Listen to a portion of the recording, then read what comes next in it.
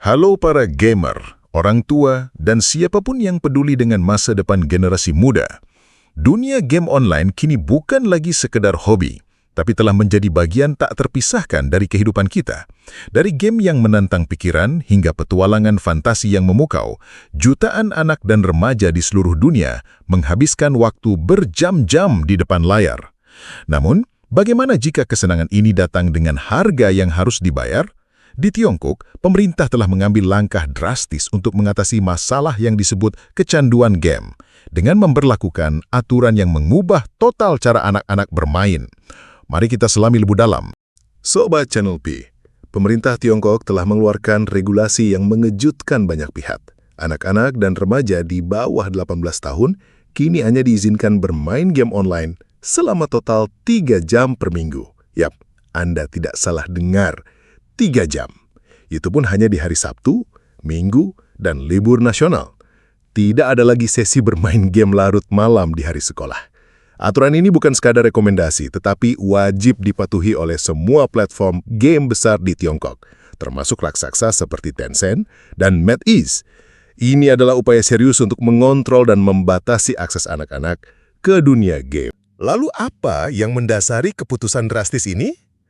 Tujuan utamanya adalah mencegah kecanduan game dan meningkatkan kesehatan mental generasi muda. Pemerintah Tiongkok melihat kecanduan game sebagai masalah serius yang dapat menyebabkan berbagai dampak negatif, mulai dari kurang tidur, menurunnya prestasi akademik, hingga masalah penglihatan dan bahkan isolasi sosial. Dengan membatasi waktu bermain, diharapkan anak-anak bisa lebih fokus pada pendidikan, interaksi sosial di dunia nyata, dan aktivitas fisik. Ini adalah langkah proaktif untuk memastikan bahwa generasi penerus tumbuh menjadi individu yang seimbang, baik secara fisik maupun mental. Tentu saja, aturan seketat ini memberikan tantangan besar bagi industri game.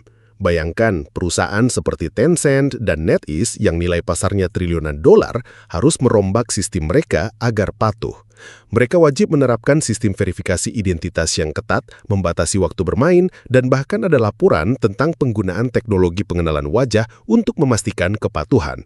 Ini bukan hanya masalah teknis, tapi juga mempengaruhi model bisnis mereka.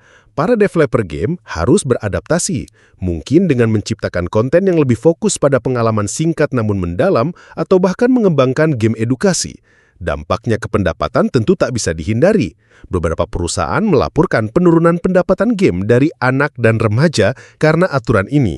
Seperti kebijakan besar lainnya, aturan ini memicu perdebatan sengit.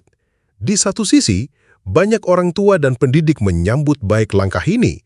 Mereka berharap anak-anak bisa lebih fokus pada belajar, bersosialisasi, dan mengembangkan hobi di luar layar. Para ahli kesehatan mental juga mendukung gagasan pembatasan ini sebagai langkah pencegahan kecanduan. Namun, di sisi lain, ada pihak yang mengkritik bahwa aturan ini terlalu otoriter dan membatasi kebebasan pribadi.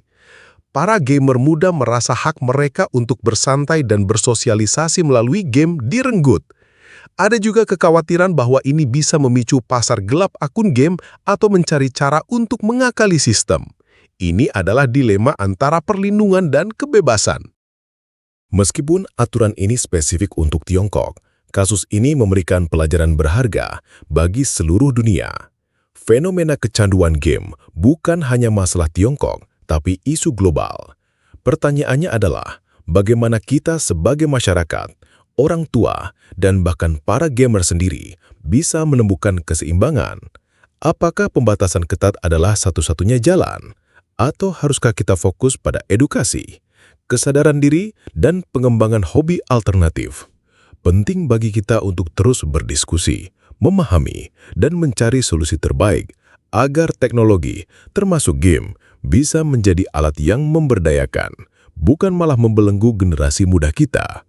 Bagaimana menurut Anda? Bagikan pendapat Anda di kolom komentar.